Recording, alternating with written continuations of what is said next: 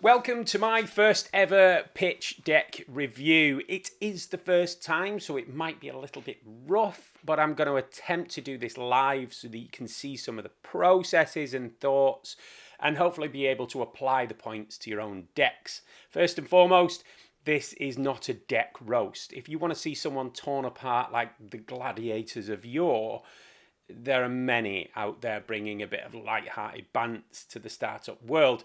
This is all about upping the quality of communication between founders and investors across startup ecosystems, breaking barriers between deals and trying to help those with amazing ideas communicate them more effectively.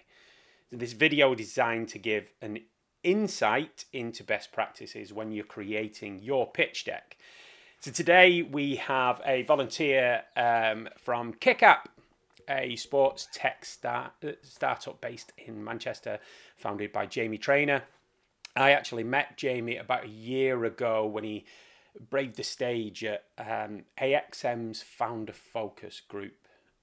They have pitch events in Manchester, Sheffield and Liverpool. Great events run by Rupert Wingate Sol and supported by British Business Bank, giving founders the opportunity to practice their pitches to industry professionals, completely free, never pay to pitch. And they gain live feedback. Now, I'm not mentioning them as a plug. They're not sponsoring my videos. It's because they were a bit of an inspiration behind creating this content. Organizations giving their time and knowledge freely in a Techstars-esque give first approach to building more effective startup communities. So let's get into it. Let's not waste any more time and let's start to have a look. Now, this is KickApp. I've just been doing a little bit of a look at their website, just turned it on. There's a reason for that, and I'll tell you about that in a second. But here's their deck. Now I'm going to take you through the deck and I'm going to run through a couple of first thoughts. I haven't looked at this, but I've had a quick conversation on text with Jamie, who has told me that this is a deck that he sends and uses to pitch.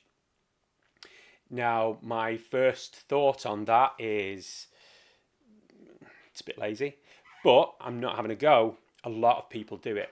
There's an issue, and I think what I'm going to find is that I'm going to find something that is heavy in text, that is something that anybody could pitch, and has far too much information in what we're looking for an actual pitch deck that you're going to stand up and pitch to. Really, you should have both, but that's just my assumptions. Let's have a look at them. So, all right. So this is the reason that I was looking at the website. You can see between the two of these here, branding's great. Branding sits in the same place. You've got the same colors, and that's massively important because sometimes your deck and pitching at an event, it's going to be the first time that any of these investors are going to have seen your product. What you want them to be able to do afterwards is Google you, and for them to have the same experience, to have a familiarity that you're building around your brand. So the branding on this is really strong straight away, and it links with every aspect, or well, the website that we've got so far. So first and foremost, that's looking good. As a first look, I like the product mock-ups. Straight away, it's giving us something. We understand what it is. We understand that it's an app. We understand that it's going to be further onto sportstech, which is absolutely shown here. We combine football organisation management and wearable player tech. Nice bit of information. Now, I'm going to draw your attention to a couple of things that I really like about this slide. First and foremost, Jamie has put his information on the first slide. You've got two types of investors. You've got investors that right there at the beginning will go and watch these events, and every single one of the founders that they see, they'll get their phone out and they'll take a picture of the first page. so that they can then stop and they can watch. And then you have those investors, that will watch the whole thing, decide whether they're interested, and then take a photo at the end. You want your information, your contact information, just something on both of those areas. First page, last page, got to be in there. If it's not, you're going to miss out and you're going to create barriers. We want to take those out. We want to make it as simple as possible for any investor to get in contact with you and to start a conversation, because that is what these pitches are about. It is not about gaining investment. It is about gaining the next conversation. We're going to come back to that again and again, I'm pretty sure, as we go through this, but that's what it's going to look like. So here we have the final thing that I'm going to mention here. Raising 200k, SEIS, EIS confirmed. Really nice. So for those that aren't aware, SEIS and EIS, seed investment and further investment. It is it is designed to support more investment from angel investors. So an angel investor in an SEIS scheme, I think it's up to £250,000, can invest in your company and can write off against tax 50% of that investment straight away. That's great, but actually it takes away a lot of the problems in regards to worry and concern. So actually, if your company goes down the pan, actually they can write off the whole thing, which isn't available or hasn't been available previously. And if your company does well and it keeps going, we don't have to pay capital gains tax on any of the funds we still have in that business. We don't have to pay capital gains tax on it going up, as long as we keep it in there. So it's really, really worthwhile. It is making it easier for people to invest. It's something ridiculous, like every pound that put in, actually you're only risking about 15p in the end, less than 15p. So it's really worthwhile. A lot of investors, especially angels, will look for this and will want to know this as one of their main issues when they first start looking at your business and whether they're intending to invest. If you can get that out right at the beginning and show them that you don't need to mention it, just needs to be in there, because this is going to be up for a little bit before you start actually moving into your pitch. Then it takes that off the table and they can say, okay, I'm interested. So well done for that. You can be SEIS and EIS. You can't, if you are, once the SEIS funding allocation is taken, then it can revert to EIS. So you can be both SEIS and EIS confirmed. All right. A little bit of movement. There's a little bit of movement. Now, movement is okay if you've got a really good internet connection. That's not necessarily going to happen. KickApp is actually using this through Canva, so if you're going to present it straight from Canva, again, you're gonna maybe have some issues in your connection. If you do and you've got movement, it is nice, but it's gonna cause problems when you pitch. Okay, it might not 90% of the time, but one day it will. It's just more things to go wrong. I would always suggest taking out as much of the animations, the transfers from one slide to another. Take them out as much as you possibly can. It's nice. It doesn't add anything to it, because actually, what I was saying before, this slide is there to support you pitching and not necessarily to be the star of the show, which is what we're going to get onto right away. Because, as I said earlier, I think there's too much text in here. It is very much a send deck.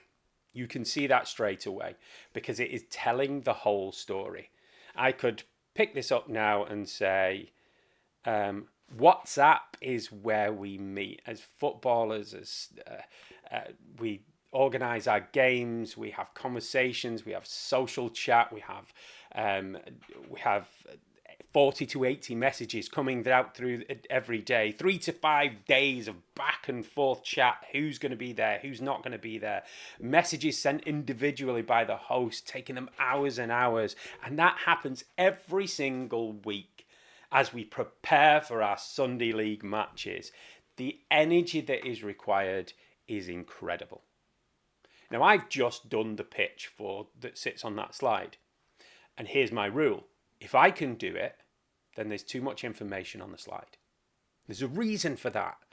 Because one of the main things that an investor is looking for is to find out whether you and your team are credible founders. Right at the top, when you ask any investor, first and foremost, is this a credible founder? There's lots of things that go into that, but you standing up on a stage is a massive opportunity for you to make sure that they see that you are a credible founder. By putting more information on the slide deck, not only do you make yourself want to read through and make sure you've covered everything, but you're just saying what's on the slide deck. You become a curator of the information that is in front of them up there on this slide deck, and not actually the person that is the expert in the room. You want to be the person that they're looking at 80 to 90% of the time. That pitch deck is just there to back you up, to give some bit of information. So if you use metrics or numbers or something that needs to be shown in an image, then that's where it goes on the deck. You should really be able to do your entire pitch without the deck. It should be in your head, being able to do it. The script should be there. The deck is just there to support you. The more information you put in there, then the more problems you're going to have. Okay, so at this point, because I'm going to make a similar point, a point on the similar subject, I'm just going to check something. So we had our first slide and we've got 2, 3, 4, 5, 6, 7, 8, 9, 10, 11, 12, 13, 14, 15 slides. Okay. 15 slides. Now, I know Jamie has told me that this is for a Ascend deck, and when he pitches it, it takes him about 5 minutes. He actually said the words, it takes me about 5 minutes, depending on how much time I spend on the slides, which to me says it probably takes him about 7 to 10 minutes. You can tell me if I'm wrong, Jamie. But 15 slides. Ideally, when we're on a slide and it's got some information that's on there, we need to be able to spend a little bit of time to allow people to do 2 things. First and foremost, listen to you, and then to assess what's on the deck. We think as human beings that we can multitask. We can't multitask. We just don't have the ability to do. What we do is we do micro switches. And we micro switch between our senses, between our vision, between our hearing, or between conversations when there's multiple things going on. If they're listening to you on the stage and you put something up in front of them that has information on it, visual senses are more powerful than auditory. So the first thing that happens is they stop listening to you and they start looking at the deck and they read it. Now, for me, this is where the action happens. Organising games shouldn't be this hard. 40 to 80 messages per game, 3 to 5 days back and forth chat, messages sent individually by hosts, 20 to 40, repeat weekly, mental energy required, high. Okay, I got 21 seconds there. 21 seconds of me reading it to understand what is on there. That's 21 seconds that I'm not paying attention to you, or I'm flicking between you and it. And at that point, it becomes more. At 21 seconds in a 5-minute pitch, you have got 18 slides at the total. Is that what I'm thinking? A 5-minute pitch, 15 slides. 15 slides, absolutely maximum. So 20 seconds you've got. Now he's got There you could say for a 5-minute pitch, he's got the perfect amount of slides. But it's just taken me 20 seconds to read that, and I've not listened to anything that he's said. So actually, by putting 20 seconds of content on here, again, this becomes the expert in the room, and not me, not him stood in front of you telling them. For me, visuals are great. This is brilliant. This could be brought down to WhatsApp. 40 to 80 messages per game, 3 to 5 days of back and forth, mental energy required, repeat weekly. What you've got there is 3 key points. Something that is easy to understand, that is simple in text, that takes no longer than 5 seconds for you to read, understand, process. If you do that, they're going to focus on you more effectively, and you can be the one that is driving this forward. Okay, for time's sake, I'm going to move this forward and going to have a look at this. Here, okay, another one we've got there. We've got the problem. Great little title at the top here. We've got the problem that's being shown at the top. It's nice. Investors, you don't need to put problem at the top, but investors like to know where they're at.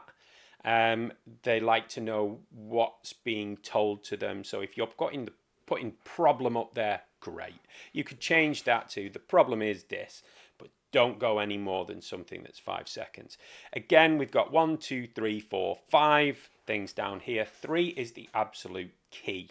There was some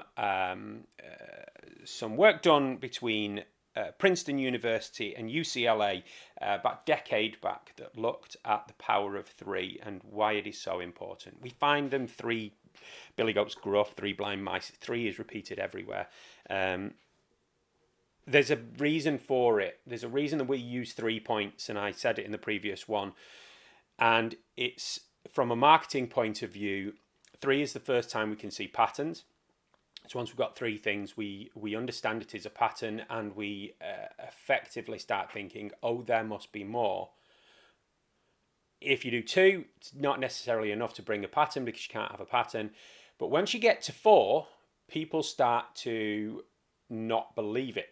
They start to think, 1, you're either trying too hard, or 2, you're lying. So if it's something that's good or something that's bad or something that you're trying to convince them, and that's important, you are trying to convince, you're trying to persuade somebody. When you're trying to persuade somebody, 3 is key. So we can have 3 points and a bonus if you want, if you really, really want to. But what you've got here is 5 different things down there. Again, it's going to take me time to read them before I focus on here. We have already started to talk about it here. Then we talk about it further down here. Now I can see that he started to talk about payment collection, which is really nice. He's starting to drop in those ideas of where the business opportunity is. Really like that. Poor communication, no team management, limited functionality, no dedicated football apps. This is nice. Unreliable payment collection. We can start to see, and the investor starts to see, as I say, that there's an opportunity here in a business manner, and it's not just a community interest company. But again, I would ask, what value does this bring from here to here? What additional value does this bring? Does it need to be there? That's a question. Jamie can answer that, I'm sure. Okay, solution. 1, 2, 3, 4, 5, 6. I'm not going to keep saying what I'm saying. Really, really like the visuals. I'm going to stop and focus on something else for a second. I really like these visuals that he's using. He's obviously spent a little bit of money to get a product mock-up, or he's maybe created it even on Canva. You can do these quite simply on any type of app. I use Canva, which is why you talk about Canva all the time. These are really, really nice. If you're saying all of these things, do they need to be there?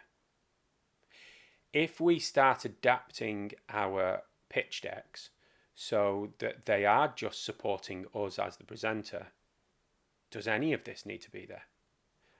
Solution: a football-focused platform. Put those images more pronounced in the middle and tell us this. Get people to look back at us. We've got a centralized system. with integrated payments, team and game management, automated features, connected football community, and wearable player tech integration, meaning that this becomes the core of your football club's management, whatever that might be. Okay, I'm doing this off the top of my head, so I apologise if I miss out on words. Try to just use those and try to talk about them in there. Now, because we're on solution, yeah, he's moved on to something else here. Maybe he covers it within the pitch, but I'm just going off what I've got on the deck here, and we're talking about deck. All of this is about 1, 2, 3, 4, 5. Okay, it is a feature.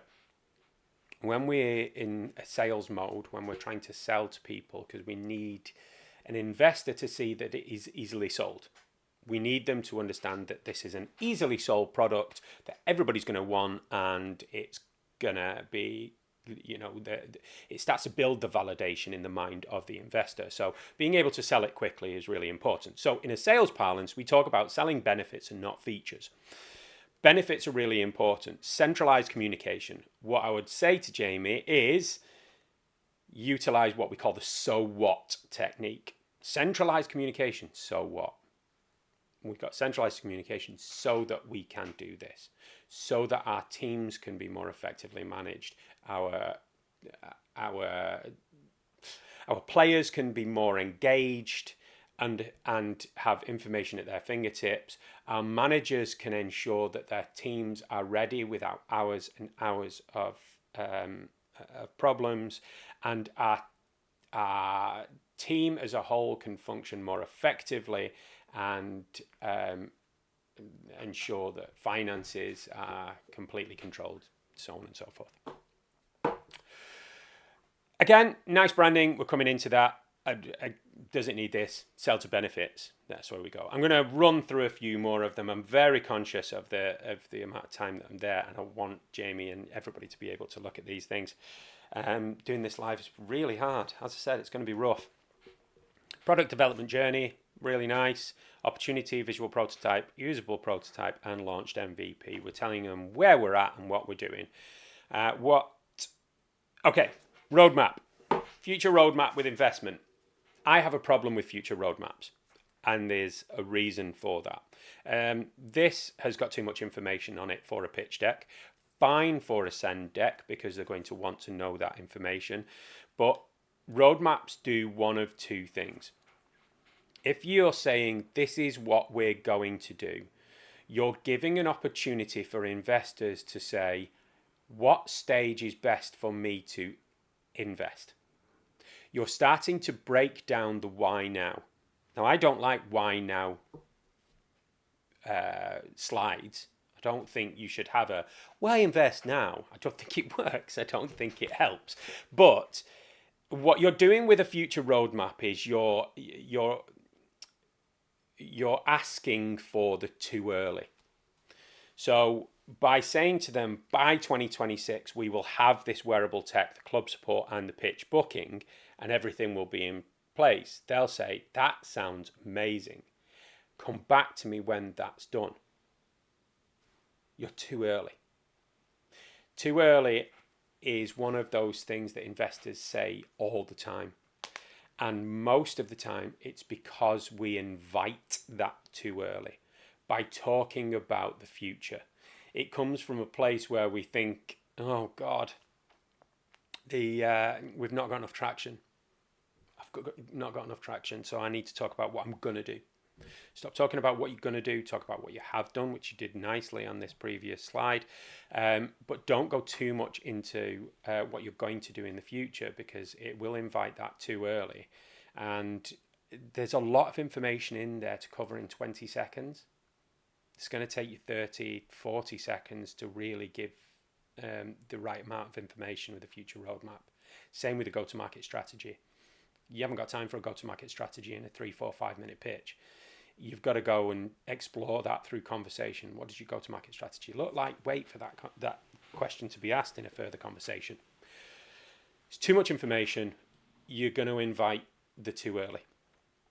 Okay, designed for footballers by footballers. This is nice. Really like the use of logos. Logos work differently than text. We don't process them as text. We process them as images. And the mind processes images much quicker, meaning that we're able to have a look at them very quickly, come back to you as the main person on the stage giving us the information. My thing would be, do we need here? If this is a send deck, what are you telling us about this? So these are designed for football, baseball, handball, running, basketball, cycling, volleyball, and non-stop sports groups. So I'm seeing here, it already exists. I'm not seeing a comparison. I'm not seeing an understanding of why you and why your company is the right solution for the problem. This shows that there is a problem, but are you the right one? And if Team Snap is based on lots of different sports, are you damaging your defensibility by saying that these are available, but they're focused on running and cycling? Oh, they're focused on running and cycling. Would it take them much to create a football version? Probably not. If they've already got a following, then effectively they become a really important competitor who's going to take a lot of your business. Okay, all right. I'm going to start wrapping this up now, and I hope this has been worthwhile. There are three major issues that I would look at in regards to this. But I'm going to start with the positives. The branding is amazing. Branding is great and links in really nicely with where we are in your website. I love the stuff that you put on the first page.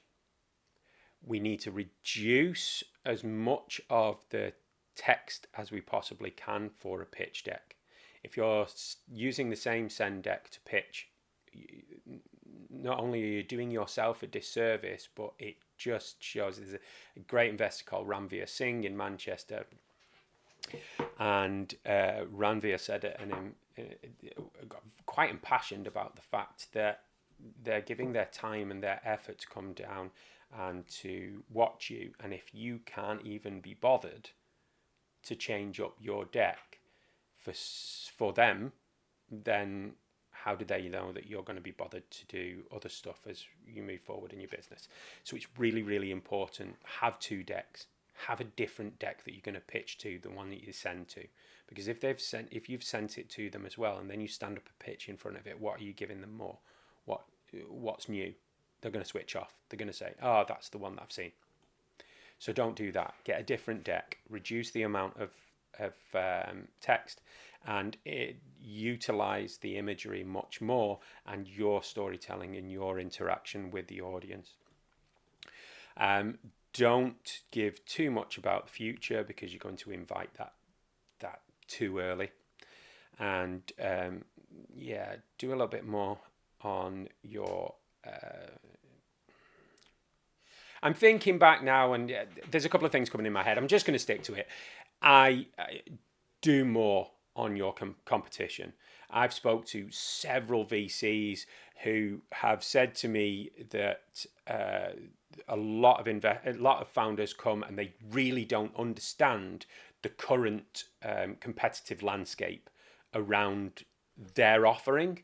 And if you don't understand it, it just brings holes to your offer. And that's what we're trying to avoid. We're trying to avoid something that's smooth, simple, can be easily sold, and allows investors to see the excitement around it and the differentiation and the defensibility that you're going to bring around your business. Okay, so big thank you. Oh God, no, I'm not going to do it. I'm not going to get into any more. I'm going to stop there. We will talk about some others. I've got a couple more of these videos to do. Thank you to all of those people that have sent them through. what I'm going to say is do get in touch with Jamie if you are interested. They are seeking 200,000 investment. He is a really credible founder, second-time founder, already has an established business. He's looking for a relatively small amount of investment for something like this because he's already along the way and has created something that is ready to go. It just needs the investment capital to move it forward. So if you do want to get in touch with him, here he is, Jamie Traynor, founder and CEO. Just email him at jamie@KickApp.tech. Give him a call, or you can scan this code just right there and it will take you to where you need to go. So I'm going to do a further video later of some editing that I'm going to do in suggestion for Jamie's, as a big thank you for allowing us to look at that deck. I will record that and I will run things through faster. I think we've been on here for quite enough time, so feel free to have a look, keep an eye out for that. If you found this valuable, then please do me a favor. Share it with somebody who is going through the same stages of their startup life. Even if it's not about startups, there's a lot of information that we can learn from pitching for a startup to pitching across every industry. Think about who might be helped with this. Please give it a like, share it, let me know if you agree with everything that I've said. Please let me know if you don't agree, because we're constantly learning. We've got to learn, we've got to develop. I hear things every single day in pitch events that I think, I didn't think of it that way. So please do start a conversation. Yeah, hopefully I'll have another one of these up early next week. And let me know if you like the live version or you'd prefer something a little bit more edited, which I think is going to be probably the answer from many people. My name is William Pretzel. I'm the head of coaching, head of operations at Forefront Coaching. If you want to get in touch with me, please do. You'll find me on the LinkedIn or wherever this is, on YouTube or LinkedIn. I'm going to post it. So please do get in touch with me too. Please do reach out if there's anything I can help you with. All right. Bye now.